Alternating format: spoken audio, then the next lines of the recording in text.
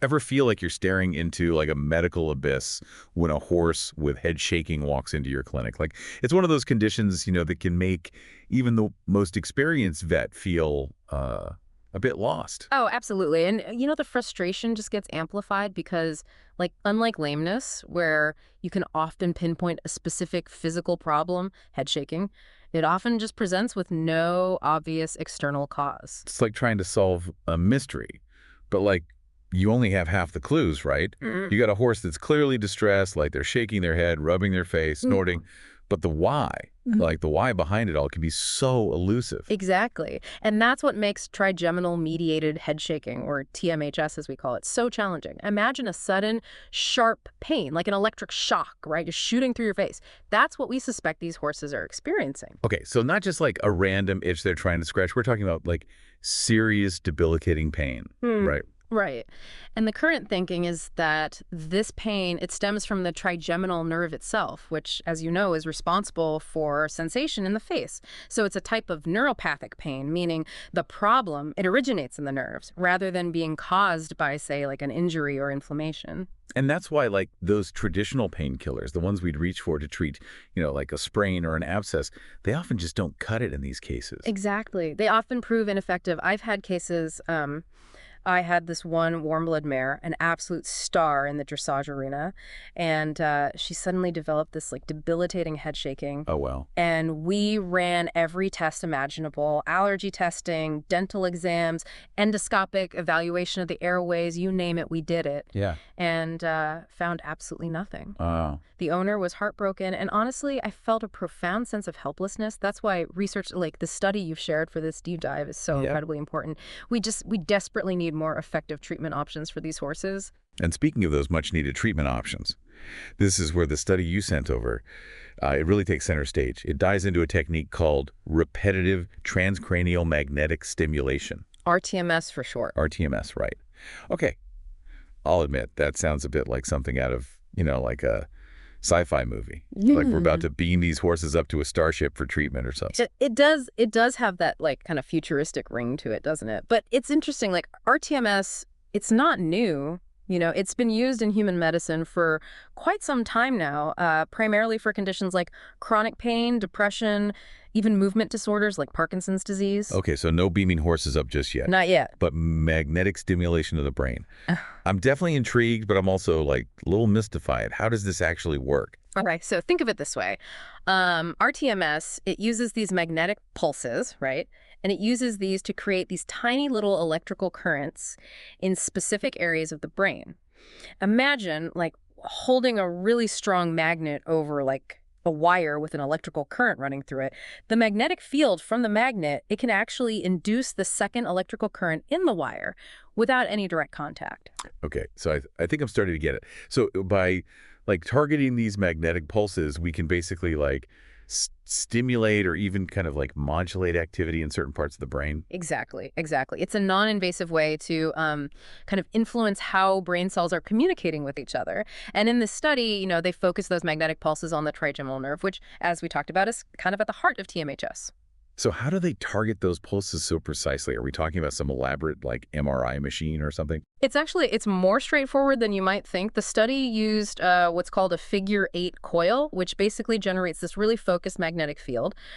And this coil, it's carefully positioned over the horse's forehead, Okay. right around where, like, if you drew a line from the base of the ears, right, where they would intersect, with a line drawn down, like the middle of the forehead, you can actually see the placement illustrated in figure 2 of the study. Ah, okay. So figure 2, the one that looks a bit like a horse wearing like a high-tech headband. Exactly, Yeah. exactly. Yeah.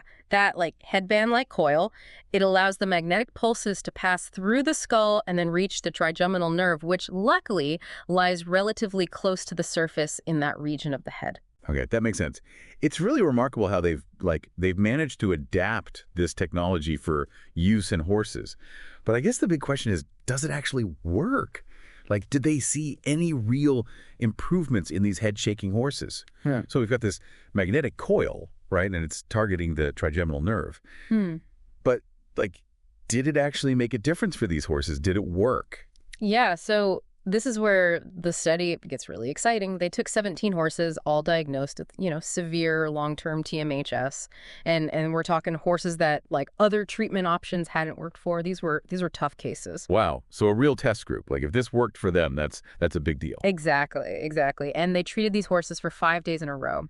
And to, like, assess improvement, they used two main things, two specific scoring systems. Okay. One was the horse grimace scale, which, as you know, it helps us assess like pain levels just by looking at their facial expression. And the other was a specific head shaking scale just to track like how often the horses were shaking their heads and how intensely they were doing it. Okay. So like a two-pronged approach, right? Looking at both those outward signs of head shaking, but also like the potential for, that underlying pain.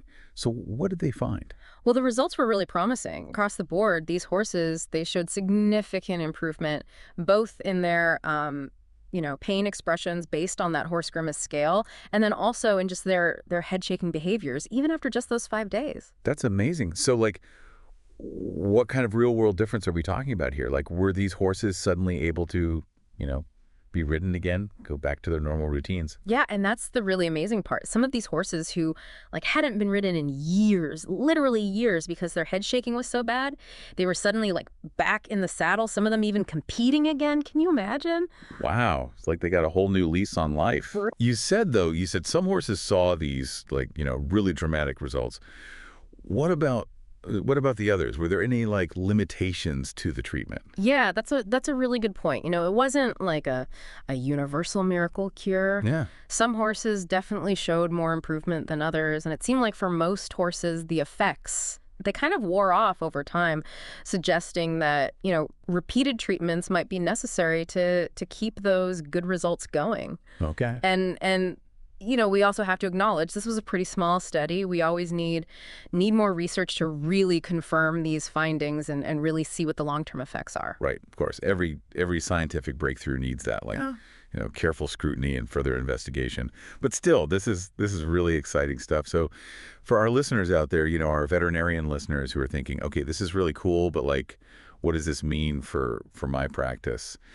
Okay, but what would you say are the biggest takeaways from this study? Well, I think the biggest takeaway is that RTMS, it really has the potential to change the game for these horses with TMHS, especially those that, like we were saying, haven't found relief with anything else. It gives us another option, another, reason to hope. So we're talking about a potential alternative to like, those nerve blocks or those percutaneous electrical nerve stimulation treatments, the PENS treatments. Potentially, yeah. It's still early, but based on what we're seeing in this study, RTMS, it could be a really good option, maybe even, more effective than some of those other treatments down the line.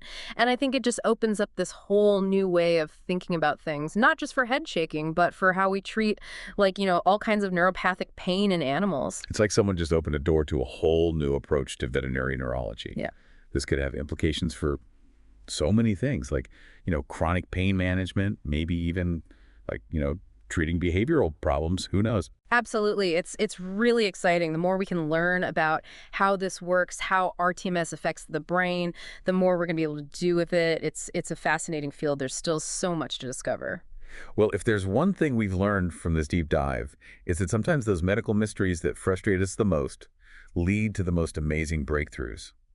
If you're as excited about this RTMS research as we are, we'll be sure to include some links to the studies we talked about in the show notes. We'll also, keep you updated on any new developments as they come out, because it really seems like we're on the edge of something big here. From Vet NeuroJar, keep those minds inspired, hearts light, and tails wagging.